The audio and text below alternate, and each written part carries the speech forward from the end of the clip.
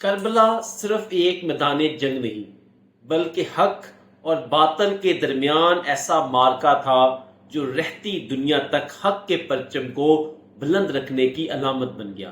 ایک طرف نواسہ رسول صلی اللہ علیہ وآلہ وسلم، جگر گوشہ فاطمہ سلام اللہ علیہ اور دین محمدی کے علمبردار امام حسین علیہ السلام کھڑے تھے، اور دوسری طرف وہ چہرے جو ظاہری طور پر مسلمان تھے مگر یزید کی بیعت کے نام پر ظلم، بغاوت، سفاکیت کے علم بردار بنے۔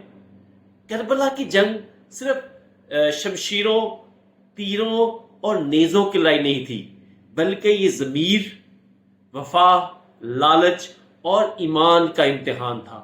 اس ویڈیو میں ہم ان بدبخت کمانڈروں کا ذکر کریں گے جنہوں نے یزید کے حکم پر نواسہ رسول صلی اللہ علیہ وآلہ وسلم کے خلاف تلواریں اٹھائیں۔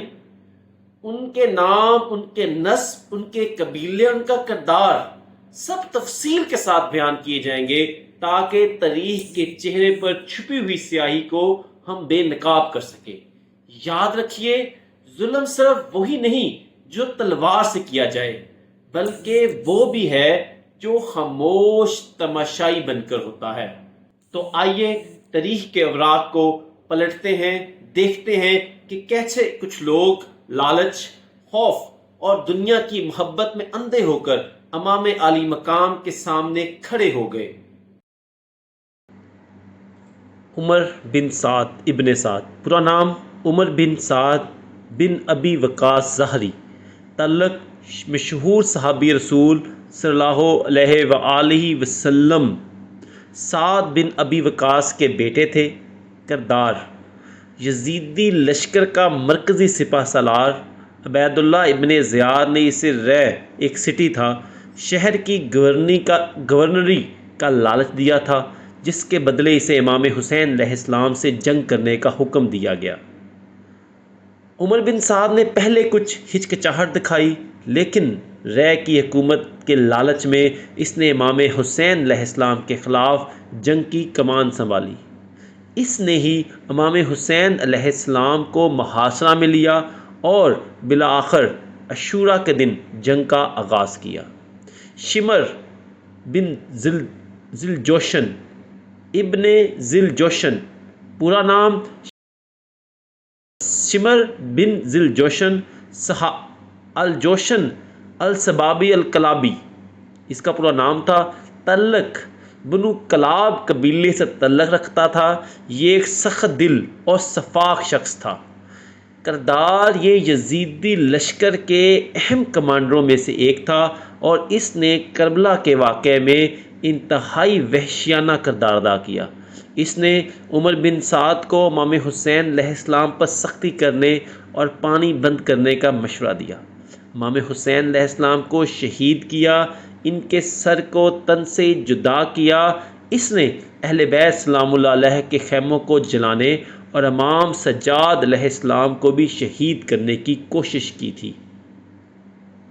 عبید اللہ ابن زیاد، پورا نام عبید اللہ بن زیاد بن ابی، تعلق زیاد بن ابی کا بیٹا تھا، جو معاویہ کے زمانہ میں عراق کا طاقتور گورنر تھا۔ زیاد بن ابی کو معاویہ نے اپنا بھائی قرار دیا تھا، حالانکہ وہ اس کے باپ میں سے نہیں تھے۔ اس کی ماں ایک طائف کی لونڈی تھی۔ کردار: یزید نے اسے خصوصی طور پر امام حسین علیہ السلام کے معاملہ سے نمٹنے کے لیے کوفہ بھیجا تھا۔ کربلا میں موجود تمام کمانڈر اس کے احکامات کے پابند تھے۔ اس نے ہی مسلم بن عقیل علیہ السلام کو شہید کیا اور امام حسین علیہ السلام کے قافلے کو کوفہ میں داخل ہونے سے روکا۔ حر بن یزید الریاحی، پورا نام حر بن یزید الریاحی تمیمی، تعلق بنو تمیم قبیلے سے تعلق رکھتا تھا۔ کردار: ابتدا میں یہ یزیدی لشکر کا حصہ تھا اور اسے امام حسین علیہ السلام کے قافلہ کو روکنے کا حکم دیا گیا تھا۔ اس نے ہی امام حسین علیہ السلام کو کربلا کے میدان میں پڑاؤ ڈالنے پر مجبور کیا۔ تاہم عاشور کے دن اس نے اپنے غلط کام کا احساس کیا اور اپنے چند ساتھیوں کے ساتھ توبہ کر کے امام علیہ السلام کے لشکر میں شامل ہو گیا اور بہادری سے لڑتے ہوئے شہید ہوا۔ وہ مخالف فوج کا ایک کمانڈر تھا جو بالآخر حق کی طرف پلٹا۔ حسین بن نمیر السکونی، پورا نام حسین بن نمیر السکونی، تعلق قبیلہ سکون سے تعلق رکھتا تھا۔ کردار: یہ عبید اللہ بن زیاد کے اہم کمانڈروں میں سے ایک تھا۔ مسلم بن عقیل علیہ السلام کے خلاف کارروائیوں میں بھی اس کا اہم کردار تھا۔ کربلا میں یزیدی فوج کے میمنہ کی کمان اس کے ہاتھ میں تھی۔ کعب بن ہرو، یہ کعب بن جابر الازدی، پورا نام کعب بن ہرو الازدی یا کعب بن جابر الازدی، تعلق قبیلہ ازد سے اس کا تعلق تھا۔ کردار: یہ بھی یزیدی فوج کے ایک اہم کمانڈر تھا۔ اس نے امام حسین علیہ السلام پر تیر اندازی کی۔ شبت بن رباعی التمیمی، پورا نام شبت بن رباعی التمیمی، تعلق قبیلہ تمیم سے تعلق رکھتا تھا۔ کردار: یہ ان کوفی سرداروں میں سے تھا جنہوں نے امام حسین علیہ السلام کو خطوط لکھ کر کوفہ آنے کی دعوت دی، لیکن بعد میں عبید اللہ ابن زیاد کے دباؤ پر اس نے اپنا ارادہ بدل لیا اور یزیدی لشکر میں شامل ہو گیا۔ کربلا میں یزیدی فوج کے پیادہ دستے کی کمان اس کے ہاتھ میں تھی۔ عمرو بن حجاج الزبیدی، پورا نام عمرو بن حجاج الزبیدی، تعلق قبیلہ زبید سے تعلق رکھتا تھا۔ کردار: یہ بھی کوفی سرداروں میں سے تھا جو پہلے امام حسین علیہ السلام کے طرفدار تھے لیکن بعد میں یزیدی فوج میں شامل ہو گئے۔ اسے فرات پر پہرا دینے کا حکم دیا گیا تھا تاکہ امام حسین علیہ السلام کے قافلہ تک پانی نہ پہنچ سکے۔ چھوٹے کمانڈرز اور ان کے کردار: بڑے کمانڈرز کے علاوہ فوج کو مختلف حصوں میں تقسیم کیا گیا تھا اور ہر حصے کی قیادت چھوٹے کمانڈر کر رہے تھے جن کی مخصوص ذمہ داریاں تھیں۔ مقصد: مقدمہ الجیش، اگلا دستہ، فوج کا ہراول دستہ جو سب سے پہلے میدان میں آتا تھا، اس کی قیادت عمر بن سعد کرتا تھا۔ میمنہ دایاں بازو اور میسرہ بایاں بازو، فوج کے دائیں اور بائیں بازو کے دستے جن کے کمانڈر حسین بن نمیر، عمرو بن حجاج بن زبیدی جیسے افراد کے پاس تھی، یہ جنگ کے دوران اطراف سے حملہ کرنے اور گھیرے میں لینے کا کام کرتے تھے۔ قلب جیش، مرکزی دستہ، مرکزی حصہ جہاں سے بڑے کمانڈرز جنگ کی نگرانی اور ہدایات جاری کرتے تھے۔ رجالہ، پیادہ دستہ، پیدل چلنے والے سپاہی جن میں سے کئی نے تیر اندازی اور نیزہ بازی کی تھی۔ شبت بن رباعی جیسے کمانڈر اس حصے کی قیادت کر رہے تھے۔ فرسان، گھوڑ سوار دستہ، گھوڑوں پر سوار سپاہی جو تیزی سے حرکت کرتے ہوئے حملہ کرتے تھے۔ تیراکی دستے، کچھ کمانڈر دریائے فرات پر تعینات کیا گیا تھا تاکہ امام حسین علیہ السلام کے قافلہ تک پانی نہ پہنچ سکے۔ عمرو بن حجاج کو اس ذمہ داری پر لگایا گیا تھا۔ خیموں کو لوٹنا اور جلانا، جنگ کے بعد، ظلم کے بعد ان میں سے کئی سپاہیوں نے امام حسین علیہ السلام کے خیموں پر دعویٰ بول دیا، انہیں لوٹا اور آگ لگا دی جس میں خواتین اور بچے بھی موجود تھے۔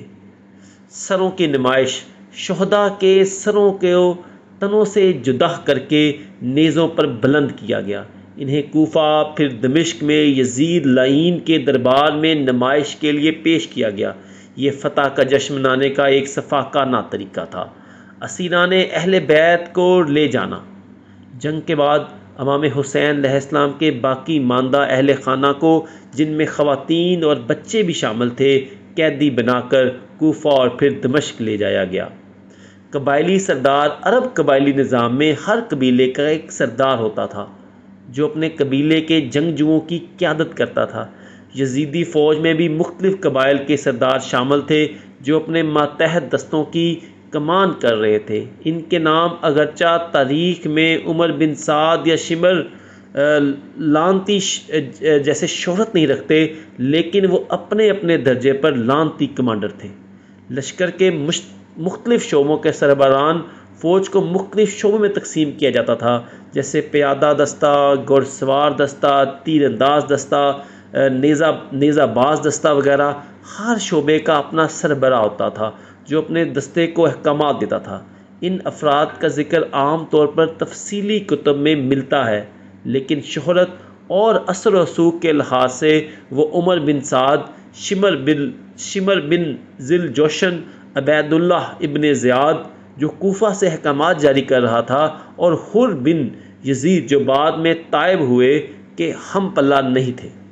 بڑے فیصلوں، مرکزی کمان اور سنگین جرائم کے ارتکاب میں یہی 8 افراد نمایاں رہے۔ کربلا کے ان واقعات کو بیان کرنا صرف تاریخ دہرانا نہیں، بلکہ یہ ضمیر جگانے کا عمل ہے۔ یہ ویڈیو صرف امام حسین کی شہادت کا ذکر نہیں، بلکہ ان ظالم کرداروں کو بھی بے نقاب کرتی ہے جنہوں نے دین مصطفیٰ صلی اللہ علیہ وآلہ وسلم پر یزیدی نظام کو ترجیح دی۔ عمر بن سعد ہو یا شمر، یا عبید اللہ ابن زیاد ہو یا ثبت بن ربیع، ان کے کردار ہمارے لیے ایک انتباہ ہے کہ اگر وقت کا یزید ہم سے حق چھیننا چاہے تو ہمارا مقام امام حسین علیہ السلام کے خیمے میں ہونا چاہیے، نہ کہ یزید لعین کے لشکر میں۔ حر بن یزید الریاحی نے عاشور کے دن ہمیں ایک سبق دے دیا کہ واپسی کا دروازہ ہمیشہ کھلا ہوتا ہے، بس ہمت اور صداقت چاہیے ہوتی ہے۔